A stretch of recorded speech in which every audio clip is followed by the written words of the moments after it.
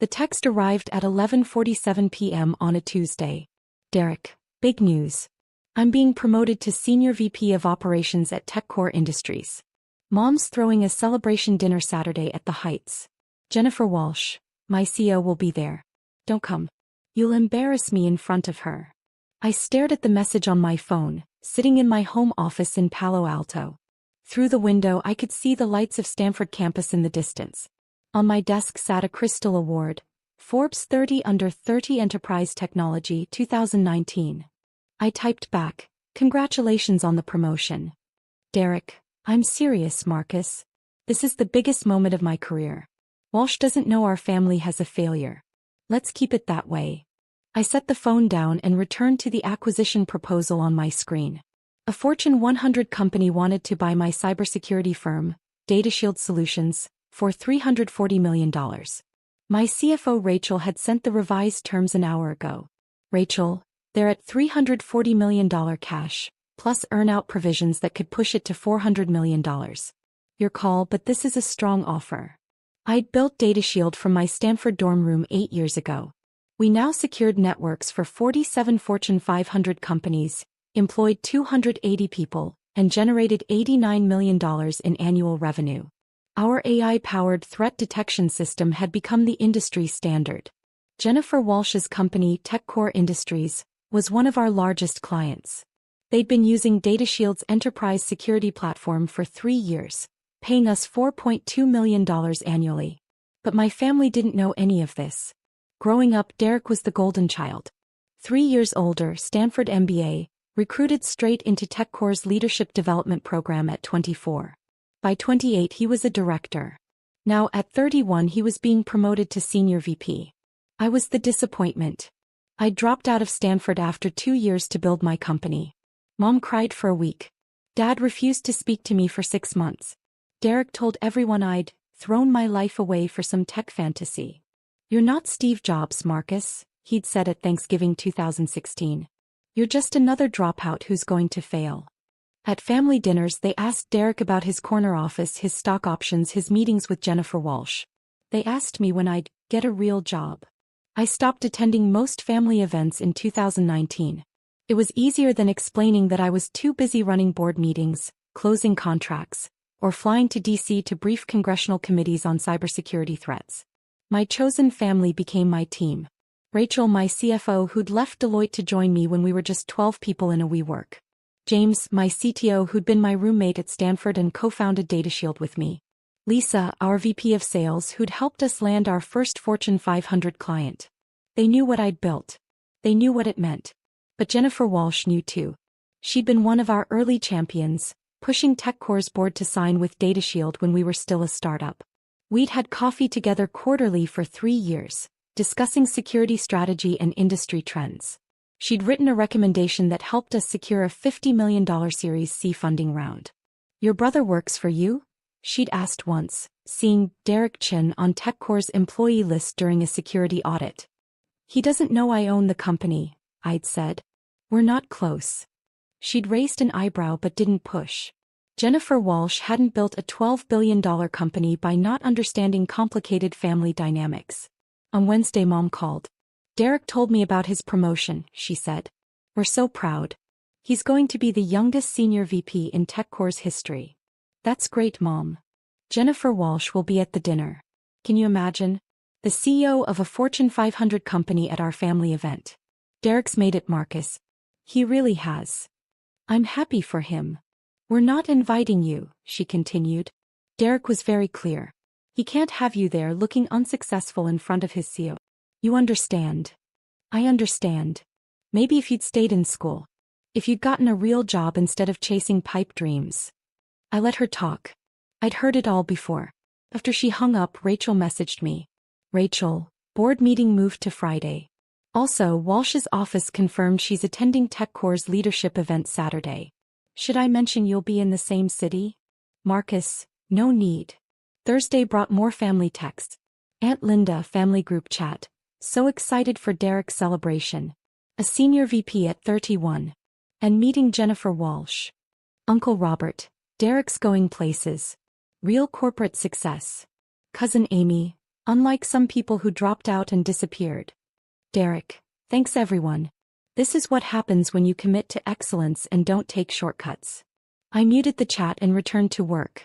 We were closing a $8.9 million contract with a pharmaceutical company, negotiating security protocols for their research data.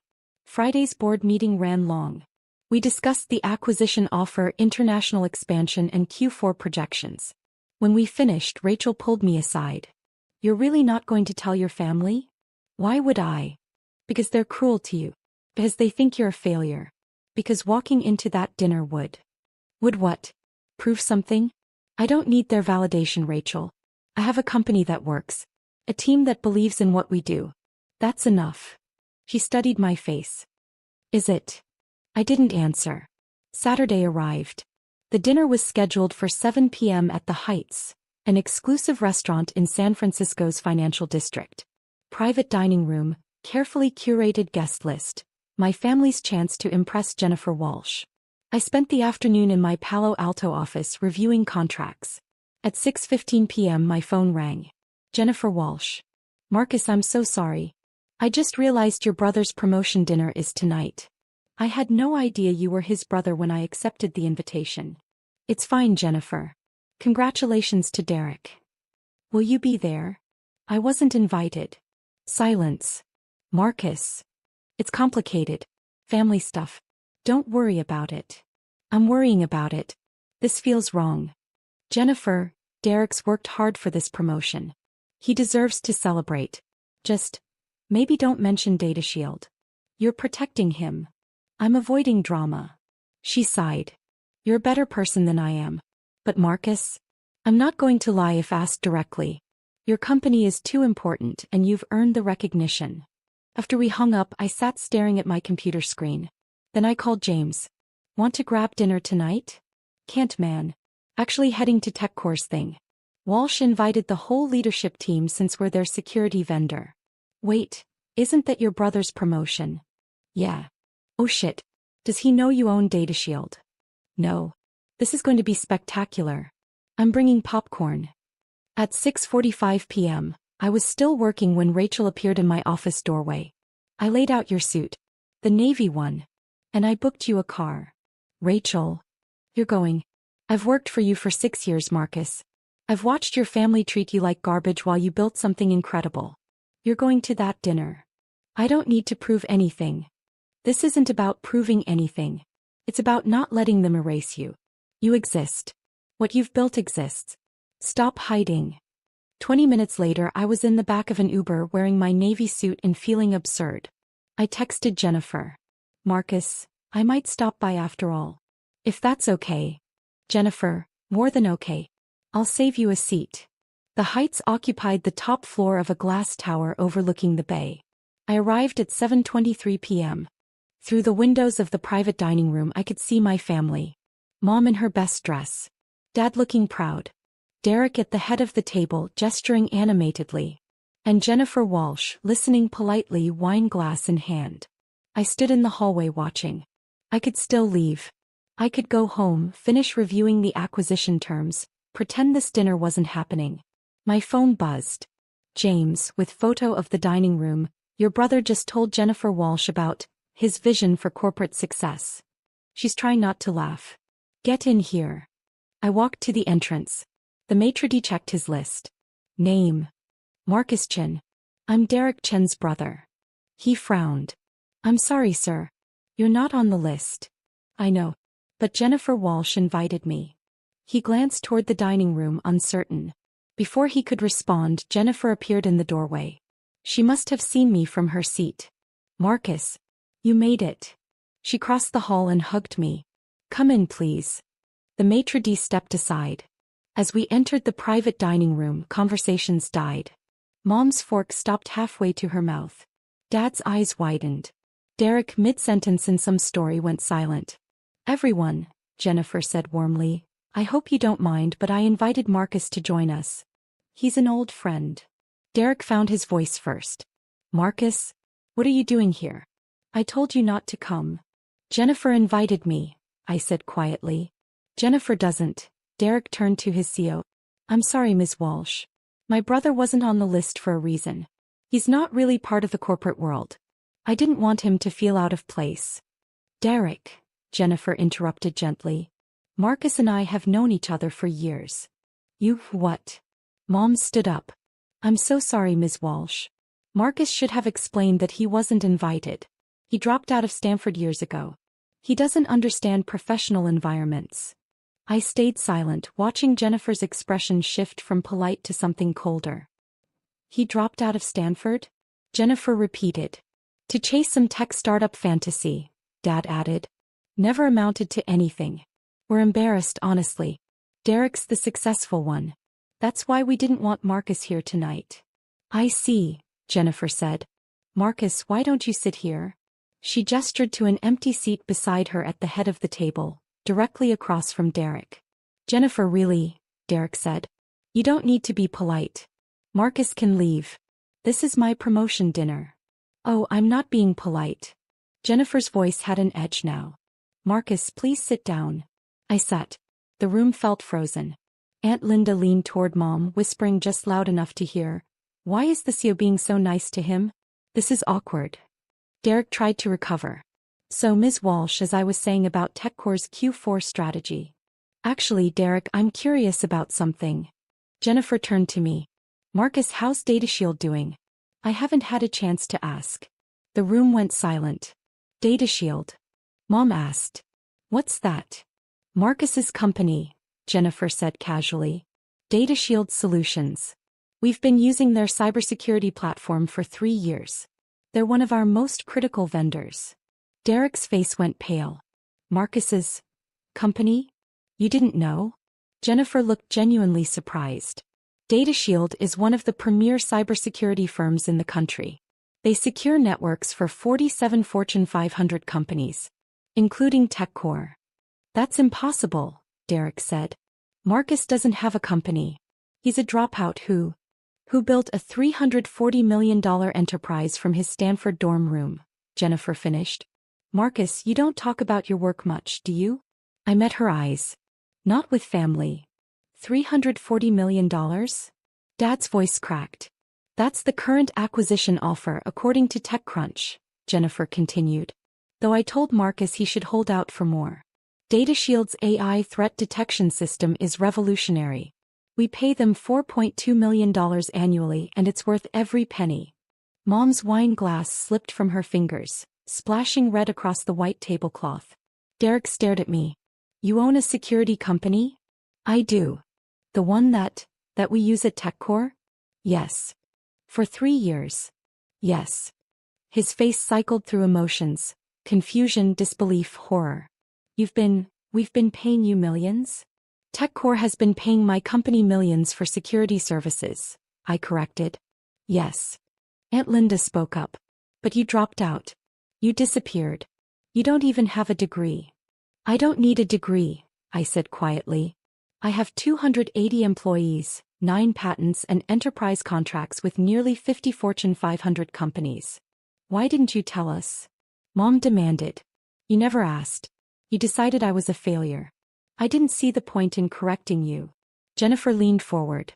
To be clear, everyone, Marcus isn't just successful. He's one of the most influential people in cybersecurity. He's briefed congressional committees. The FBI uses DataShield's protocols. When there's a major security breach, Marcus's team gets called first. Derek's face had gone from pale to bright red. You let me. All these years I've been talking about my career while I built a company, I finished. Yes. But you look so normal. Cousin Amy blurted. You dress like a regular person. I am a regular person who happens to run a tech company, I said. Marcus prefers to stay under the radar, Jennifer added. Which I respect. But tonight, Derek made it clear Marcus wasn't successful enough to attend his promotion dinner. I thought everyone should know exactly who they've been excluding. The room went dead silent. Uncle Robert cleared his throat. Marcus, we had no idea. If you'd just told us. Why would I asked. Every time we talked you asked when I'd get a real job. When I'd stop embarrassing the family.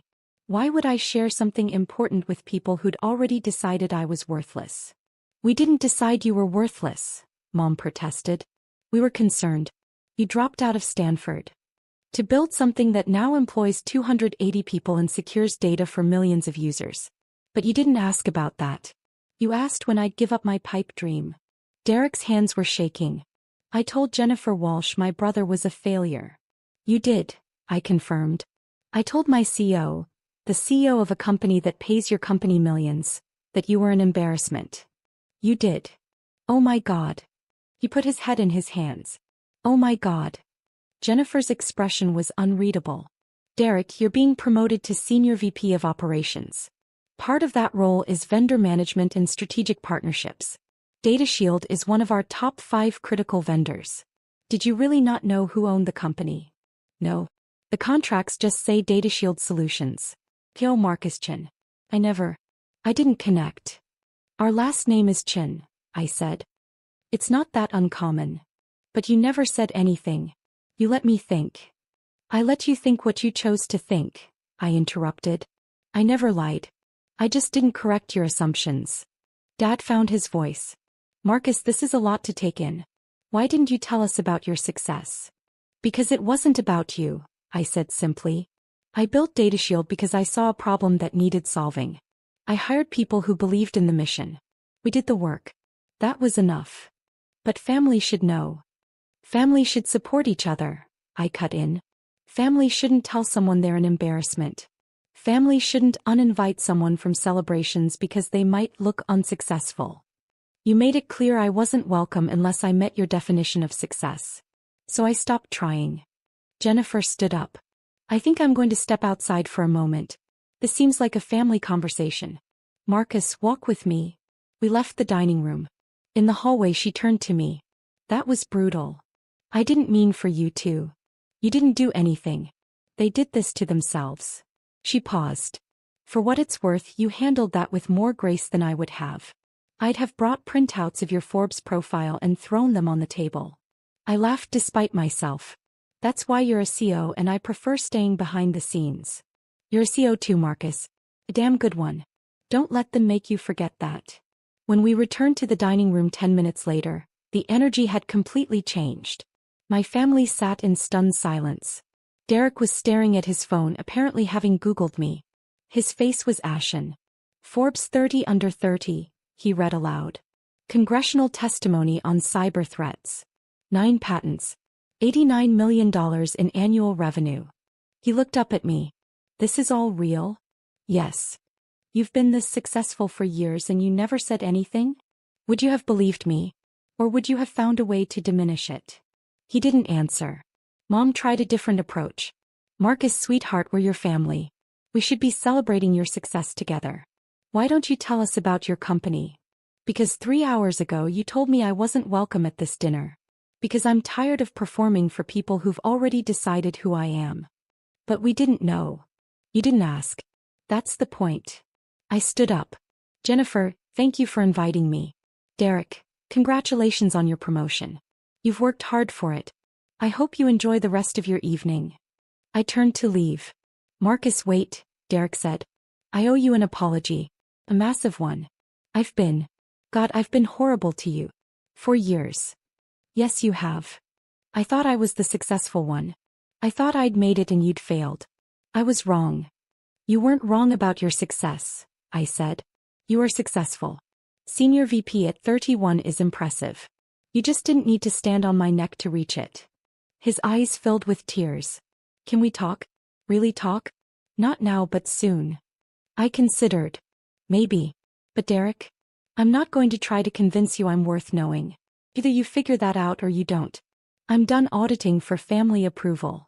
Jennifer walked me out. At the elevator, she said, for the record, TechCore's contract with DataShield comes up for renewal in March. I remember. I'm recommending we extend it and increase the scope. Your work is too valuable to lose. Thank you. But Marcus? Your brother is going to be managing vendor relations in his new role. That includes your company. I know.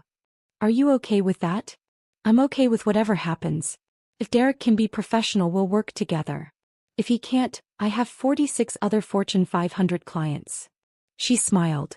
That's exactly why your company succeeds. You don't need any single client. You built something that stands on its own merit. The elevator doors opened. As I stepped in, Jennifer called out, "Marcus? You should be proud. Not just of the company, of how you handled tonight." The next morning, I woke to 47 missed calls and 83 text messages. "Mom, Marcus, please call me. We need to talk about this." "Dad, I had no idea. We should have asked more questions." "Aunt Linda, I always knew you were special. So proud of you." "Derek, I'm so sorry. I don't know what else to say. Can we please talk?" "Derek, I've been awake all night thinking about everything I said to you over the years. Derek, you were in my apartment 2 Christmases ago and I told you to get a real job. You own a $340 million company. I'm mortified. Derek, please respond. I know I don't deserve it, but please." I ignored most of them. But I responded to Derek. "Marcus, I'm not ready to talk yet. But I appreciate the apology. Congratulations again on your promotion." "Derek, can I ask you something? Why did you let me work at TechCore all these years without telling me you were our vendor?" "Marcus, I didn't let you do anything. You got hired on your own merit. You earned your promotion. My company happened to be one you worked with. That's all." "Derek, but I could have, if I'd known I could have." "Marcus, could have what? Been nicer to me? That's exactly why I didn't tell you. I didn't want to be treated well because I was useful. I wanted to be treated well because I'm your brother." "Derek, I understand.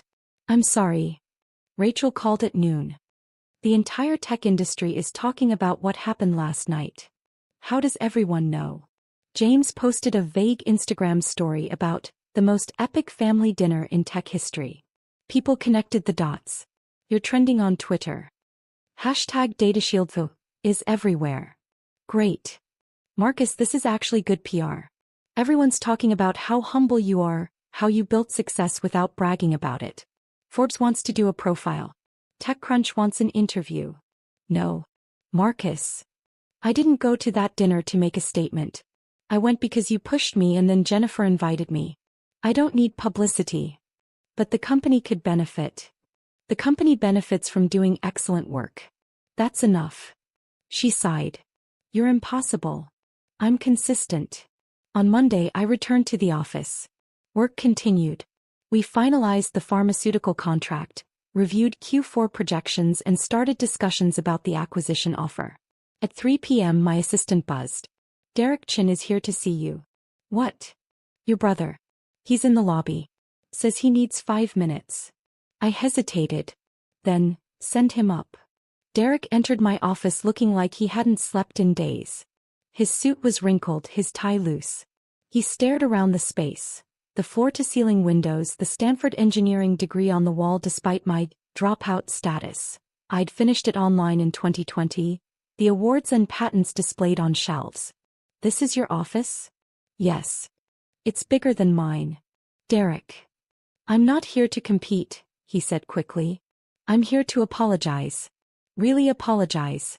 Not just for Saturday but for everything. For 10 years of treating you like you were less than me.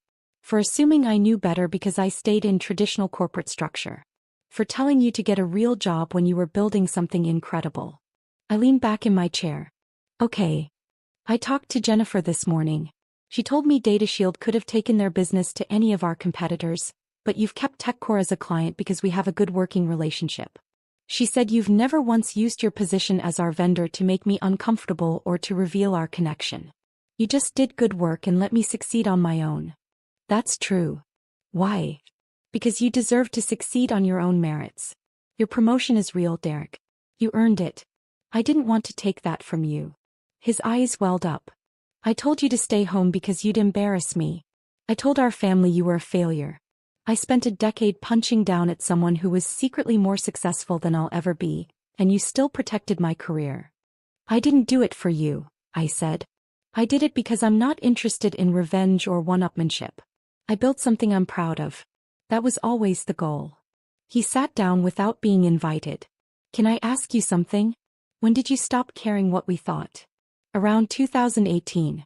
I just closed a $30 million Series B funding round. Forbes interviewed me. I was flying to DC to brief senators on cybersecurity threats.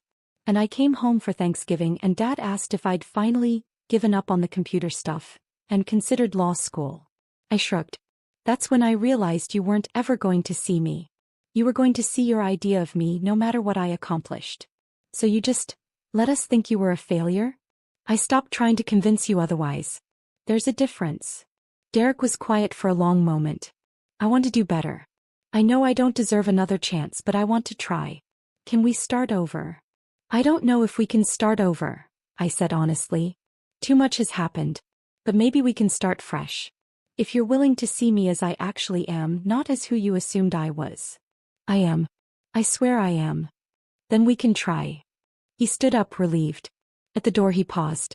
Marcus, for what it's worth, I'm genuinely impressed by what you've built. Not just the money or the success but the mission. Data Shield matters. It protects people. That's bigger than anything I'm doing. You're helping run a company that employs 15,000 people, I said. That matters too. We don't need to compete, Derek. There's room for both of us to be successful. After he left, Rachel appeared in my doorway. How'd it go? He apologized. We're going to try to rebuild. Are you okay? I thought about it. Yeah, think I am. Saturday was brutal, but it also freed me from something. I don't owe them my success story anymore. I don't owe them proof. They either believe in me or they don't, but it doesn't change what I've built. That's very healthy and mature, Rachel said. Now can we please accept some of these interview requests? The marketing team is dying. Fine. One interview. Pick the least annoying publication. He grinned. I'll do my best. 3 months later, TechCore renewed their DataShield contract with a 40% increase in scope. Derek managed the relationship professionally. We had coffee once a month, slowly rebuilding something that resembled a sibling relationship. Mom and Dad tried to overcompensate, telling everyone about our son the CEO. I tolerated it but kept them at arm's length. Trust, once broken, doesn't heal overnight. The Forbes profile ran in March. The headline read, "The cybersecurity CEO who built a $340 million company while his family thought he was a failure." Jennifer Walsh texted me when it published. Jennifer, excellent article. Though they could have mentioned you're also humble, kind, and one of the most decent people in tech. Marcus, that wouldn't fit the narrative. Jennifer, true. Hey, are you coming to TechCore's Leadership Summit in June? I'm keynoting. Would love to have you as a guest. Marcus, will Derek be there? Jennifer, yes. But Marcus? He's not the same person who told you to stay home. People can grow. Marcus, I'll think about it. Jennifer, that's all I ask. I did attend the summit. I sat in the front row while Derek presented on operational excellence. He was good at his job. He'd earned his success.